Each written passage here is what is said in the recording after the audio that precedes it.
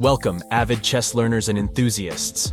Today, we're about to unpack the classical variation of Owen's defense, an intriguing blend of the old and the new in the grand realm of chess openings. Originating in the 19th century, Owen's defense and its classical variation present a harmonious mix of strategic depth and tactical opportunities. But enough preamble. Let's dive into each move, peeling away its mysteries and uncovering the intentions of each side. 1. e4, b6. White initiates with the classic king's pawn opening, aiming for quick central dominance and a strong foundation for piece development. In a sidestep from mainstream defenses, black goes for b6, signaling the Owen's defense. This pawn move prepares for a fianchetto of the queen's bishop, aiming to exert pressure along the long diagonal. 2. d4, bishop b7. Doubling down on central control, white pushes the d4 pawn, reinforcing e4 and preparing a solid structure. Black completes the fianchetto, positioning the bishop on b7, a strong diagonal that targets the heart of white's position. 3. Bishop d3, knight f6. White develops the bishop to d3, a natural square that not only supports f4 but also readies the pieces for further central operations. Black's knight to f6 adds pressure on the e4 pawn, nudging white to defend or push it. 4. Queen e2, e6. Queen to e2 bolsters white's e4 pawn while keeping an eye on the potential expansion to the queen side. Black's e6 consolidates the pawn structure, hinting at a future central break with d5, which is a hallmark counterstrike in many French defense-like structures. 5. Knight f3, d5. The knight's development to f3 by white supports central squares and prepares to jump into the ensuing battle. Black, sensing the time is ripe, strikes at the center with d5, challenging white's pawn duo and triggering potential pawn exchanges. 6. e5, knight d7. White pushes e5, gaining spatial advantage and driving the knight away. This pawn push also cramps black's position a bit. The knight's retreat to d7 may seem passive, but it's a tactical rerouting, aiming to support the upcoming c5 break or maneuver to more active posts. 7.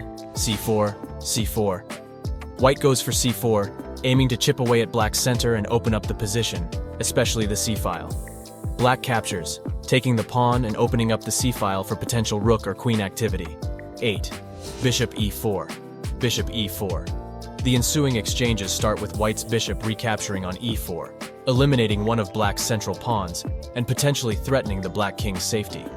Black immediately exchanges bishops, clearing the e4 square and neutralizing potential threats. 9. Queen e4, c6. White's queen recaptures, maintaining pressure on the central and kingside squares. Black's c6 solidifies the pawn chain, supports d5, and further restricts white's pieces, particularly the knights. 10. Castle, b5. White kingside castles, bringing the rook closer to the center and ensuring the king's safety. Black, not one to be outdone in pawn play, pushes b5, expanding on the queen side and preparing for further operations, including a potential bishop development to b4, or pawn push to a 5a4. In our chess symphony, each move carries with it an undercurrent of strategy.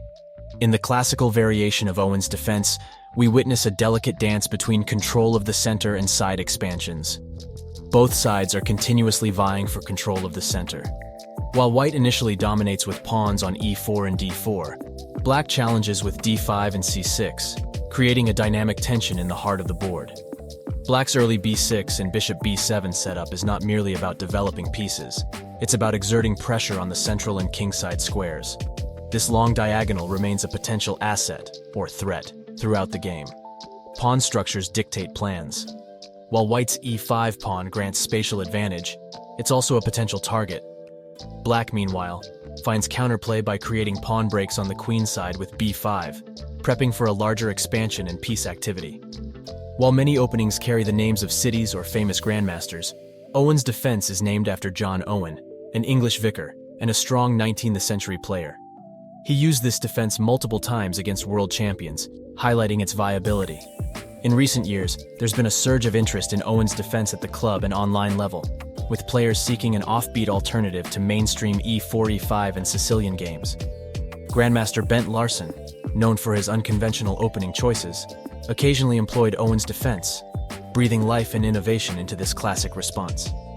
As our exploration of the classical variation of Owen's defense draws to a close, it becomes evident that chess is as much about ideas as it is about the moves.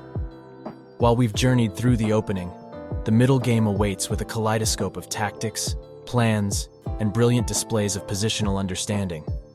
Stay tuned for our next episode, where we will leap into a detailed examination of key middle game structures and strategies arising from this defense. Remember, in chess, as in life, the adventure is as much in the journey as in the destination.